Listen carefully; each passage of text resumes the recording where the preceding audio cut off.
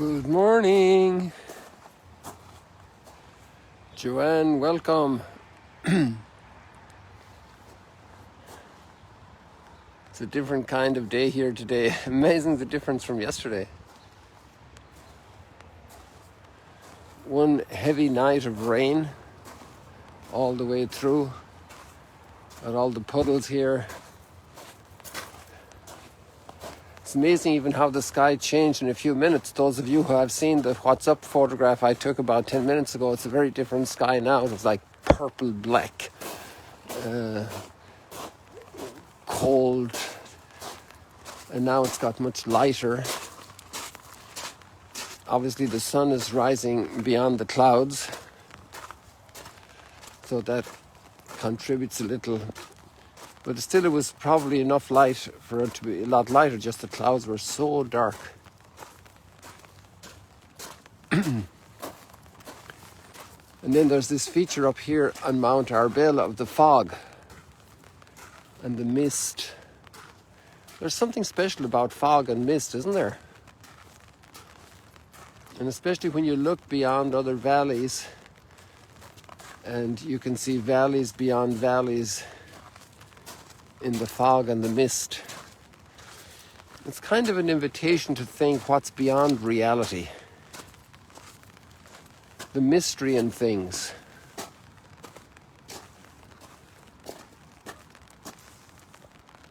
Things to explore, to discover.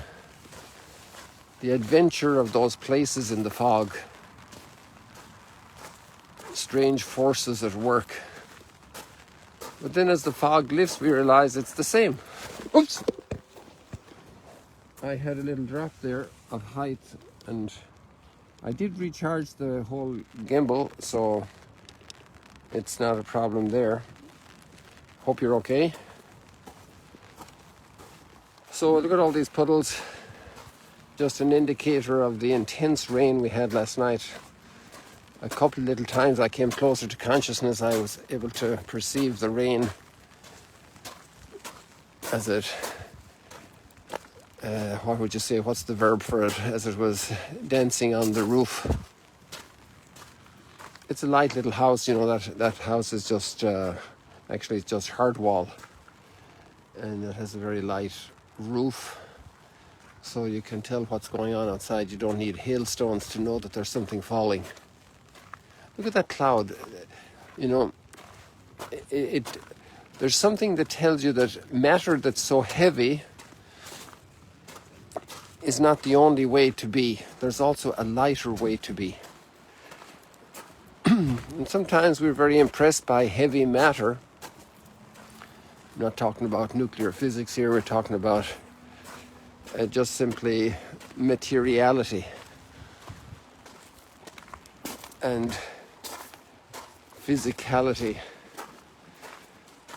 And today we have a big lab case of this, really told in a very simple way that the smallest children can understand.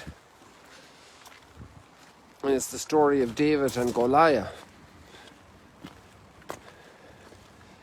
What a lesson, a basic lesson of spiritual life we have there.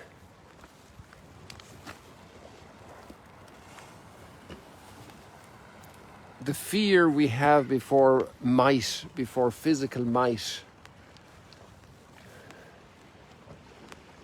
That's also in the earthquakes. It's a terrible experience. An avalanche, a flood, a tsunami. And also in the human order, a big bully, somebody wielding a big club, amassing thousands and tens of thousands of troops on borders, building guns, nuclear weapons, instruments that can fly bombs at large distances and cause untold havoc and damage. Or the forces of nature, you know, we did talk about the tsunami, the waves, the shore, all of this. And so then of course the human heart and mind is capable of using it against brothers and sisters, making that wonderful element called iron into swords, and then using it against the other. We can also forge words into arrows and poison. So it's about the human heart at the end of the day. Oh, there's something very beautiful over here. I wonder if we go over to see it, but they might fly away. There's a whole bunch of birds. I wouldn't like to force them to fly away, but look at all these white things over there. Those are all birds. Maybe we can stroll over there gently as we talk and chat, or stroll and chat. Some people are sending me notes about almost 2 years of stroll and chat. Sunrise, stroll and chat. Today we'll only see the sunrise indirectly. So we're traveling along on this experience of sunrise, stroll and chat. And today's reading of David encountering Goliath. You know, he picked up 5 pebbles. Did he need 5 pebbles? Not really, because he only used 1.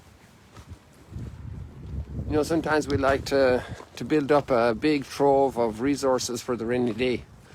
Well, right now it's the rainy day. I wonder if those birds flew away because I don't see the white anymore. Well, I see them over there, but I don't know why they're not looking white anymore. Strange. So it's the discovery of, I come with the power of God, with the strength of God. I come not with confidence in my muscles, in my weapons, in my stones, in my sword, in my power and might, because my power and might is all given to me. It's something I've received.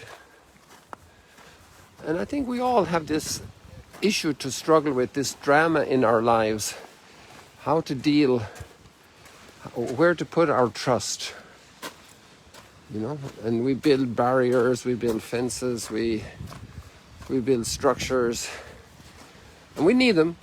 We obviously need them, but where do we put our trust? You know, curse the man who trusts in horses. That's you know, there's obviously people could have a great trust in their horse in a healthy way, but to think that I'm going to save my life because of a horse, through a horse, you know, it's a little bit too much. Although a horse can be very helpful.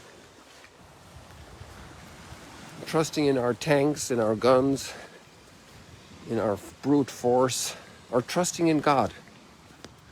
It's a very different life perspective.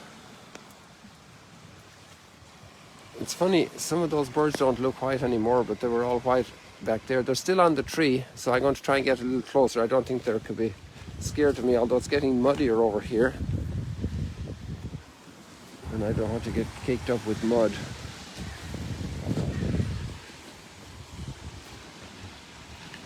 And it's not just a story of Goliath and David, it's really our story. It's a story of the church, it's a story of politics. It's an amazing thing that the Soviet Empire crashed, undid itself without a battle. That's an amazing story. It was also a lot of prayer involved, also a lot of different spiritual forces at work.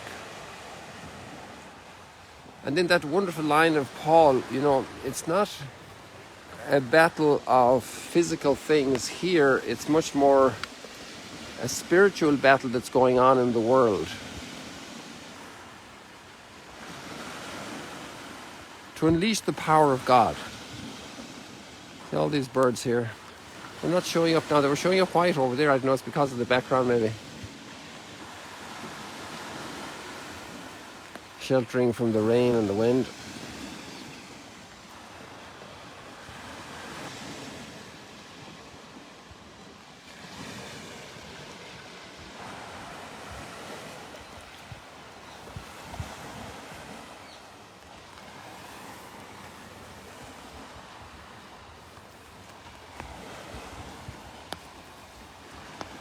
Got this lovely valley over there.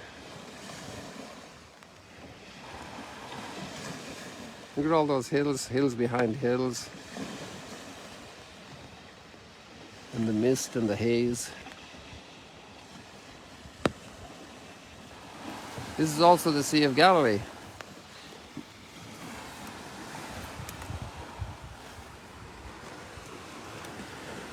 This is not just when the sun is shining.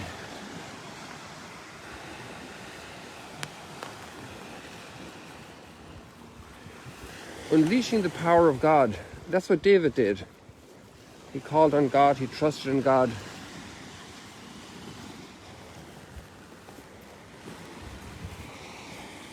And that's really what we need, because we're overwhelmed by the challenges for our own resources many times. And to have that resource of faith,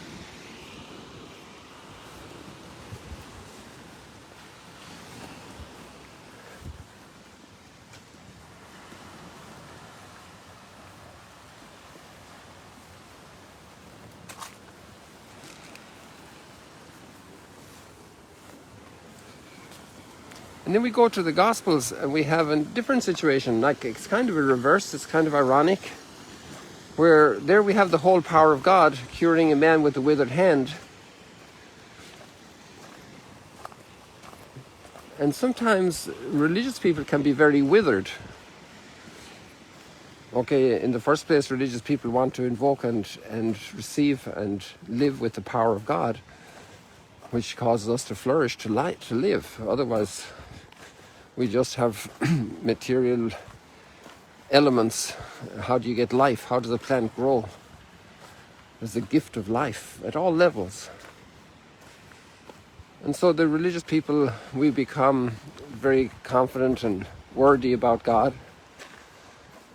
We have our rituals, our prayers and everything, but we can become very narrow-minded and narrow of heart and exclusive of others and excluding others, and using our religion more as a prison rather than as a liberating launching pad, energizing, that catapults us to new levels. And here comes this carpenter's son from Nazareth, and he says, stretch out your hand and be cured. And here we have a new experience of God's presence among his people. And yet some people club together and plan how to kill him. And it's only chapter 2 of Mark's Gospel.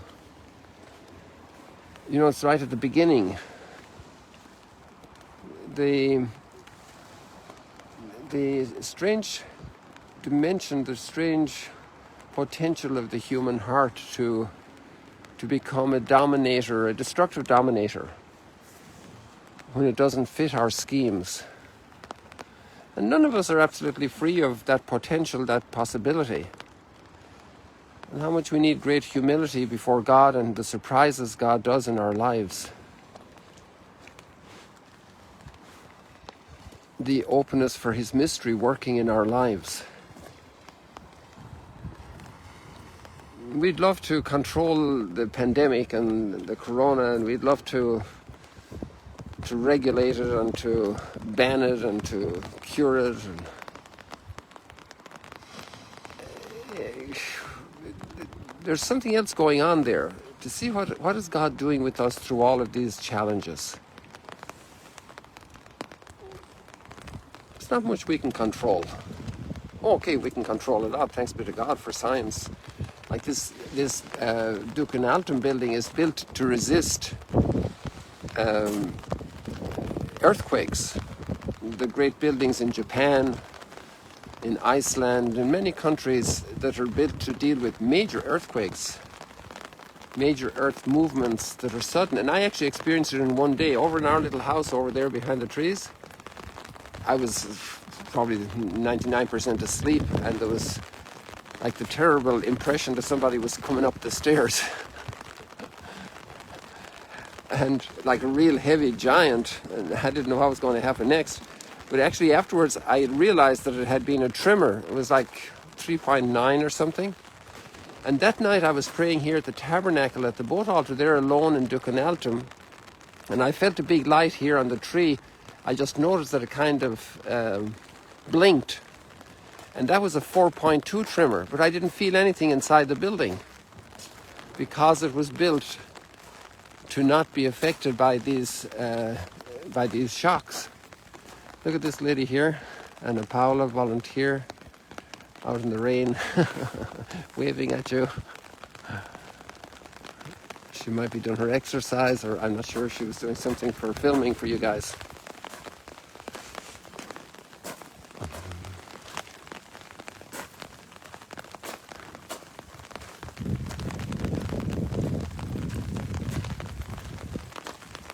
Now it's beginning to rain a little harder, so I have an umbrella, but I'm going to go towards Ducan Altum here.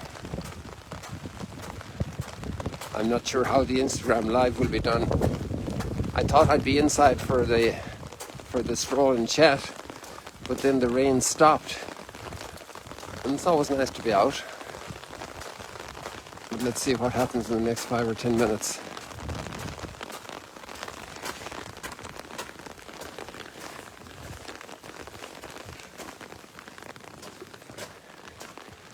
So let us pray for our own hearts as well, that when we live our faith and ponder our faith and pray our faith, that it liberates us from fears, that it liberates us from, that we put our trust in God and that we let God work with His strength and power. This is mature spiritual life.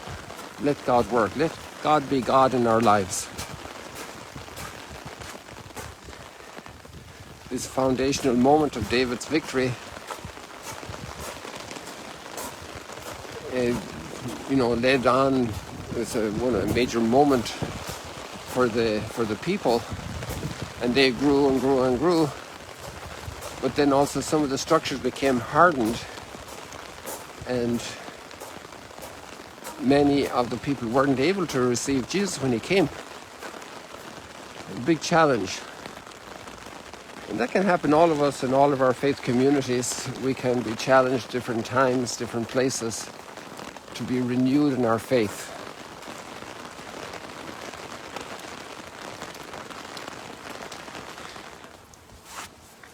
Good. So now I'm in out of the rain, here under the porch. Look at this umbrella. Look at all the rain. Isn't that a great invention? Not just earthquake-proof buildings, but just a simple umbrella. What a blessing. And for a moment like this, to keep us dry. So many little things, so many great gifts. I think I went way over time. I lost track of time. So we'll say goodbye here in front of this really beautiful olive tree, which is a unique olive tree, very different than the other ones. And it's the time of planting trees in Israel. They have a special celebration yesterday, the day before. It's also the time of prayer for Christian unity. And I wanted to cover some practical stuff with you guys, and I didn't get to do it, about the next pilgrimage and a particular need. But let's see we do this tomorrow.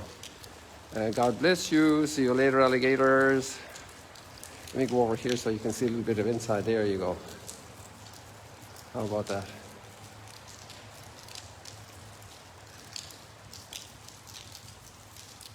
Come on.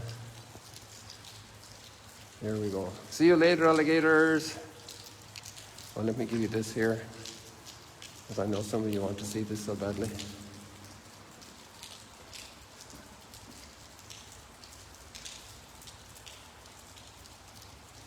Bye-bye.